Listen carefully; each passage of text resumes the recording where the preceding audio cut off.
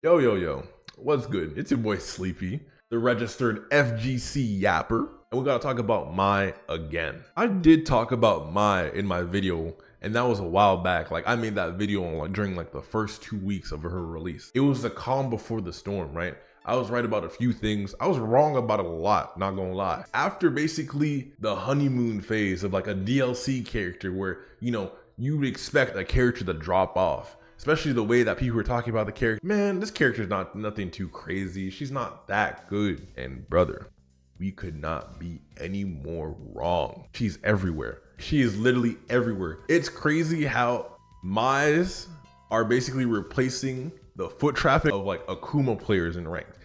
You see them everywhere. Every single where. In tournament, in ranked, casuals, battle hub, you name it. Easy pocket character. Everybody can play her. Very quick pick up and play type character. So those kind of characters are always gonna be top of the pick rate. Next thing we gotta talk about is her tier placements. Because depending on who you ask, I'm gonna say top 1, top 5, top 10, nothing below that. In Broski's tier list, he had her pretty high. He had her pretty high in the top 10s or either like slightly outside of top 10. And I won't lie. I think when one of the birds or both of the birds dropped a tweet talking about, we played some of these MAIs in Japan. Y'all, this character is actually maybe top 1. And I feel like from that tweet on, it just trickled down. It just kept going. More and more people were out here figuring out how this character can be really, really good.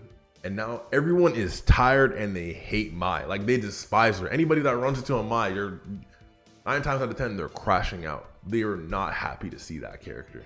Some people are going as far to say as she's like one of the worst designed characters next to Lily.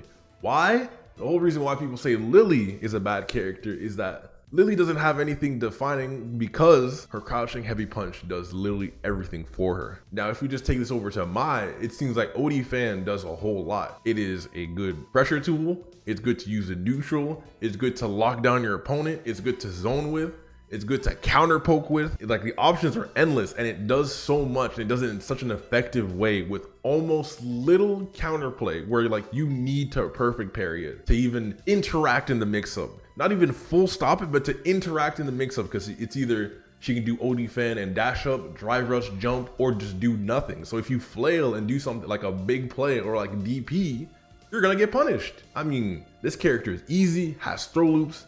Anybody with throw loops is already up there. You're already playing the game. You're already playing Street Fighter 6. She got a really good throw loop too. After she dashes, she's in perfect shimmy range. Where a lot of the anger for some of these people complaining about MAI is that, I won't lie, on God, some people before MAI were not putting up numbers like that. Some people were probably in the 1500s, 16s, almost 1700s. But once MAI came around, a lot of these people are suddenly popping out the woodworks, unfamiliar names, people who you don't recognize usually in between the rank cycles each reset. We out here seeing ultimate grandmasters and legend. I'm like, who is you? I'm not trying to say any names or point fingers.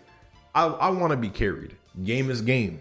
If you want to be carried, I respect it. Some people were barely grazing 1700 with other characters, or barely grazing 1600. But suddenly we got YMCA/G League players suddenly becoming Hall of Famers, thinking they LeBron, thinking they can get the ring. Yo, I'm CPT certified. I'm ready.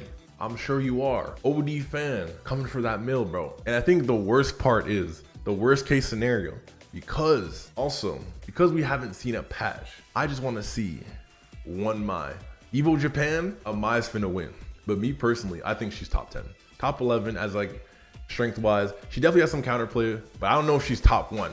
I don't know if I see the top 1 vision just yet. She's very easy, very pick up and play, but like, I don't know if she's like, Akuma, Ken, Ed, Rashid type crazy. Like, I don't know if she has one war crime thing. Meanwhile, the war crime over there, those other characters, their kits are way more fleshed out with war crime. Layers upon layers of war crime. Hot take, I think mine might get buffed. She definitely might get buffed, because like, I don't know, lie. City of the Wolves is around the corner. You can definitely tell Capcom between SNK These characters being in the game is definitely, it's a transaction. It's a deal. You get Ken, Chun-Li, we get Mai and Terry. City of the Wolf comes out, guess what we trying to do? We trying to sell that game.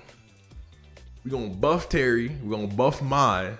We gonna have to suffer for a few more months, even after the season 3 patch. And then they might, consider nerfing her. But how do y'all feel about Mai?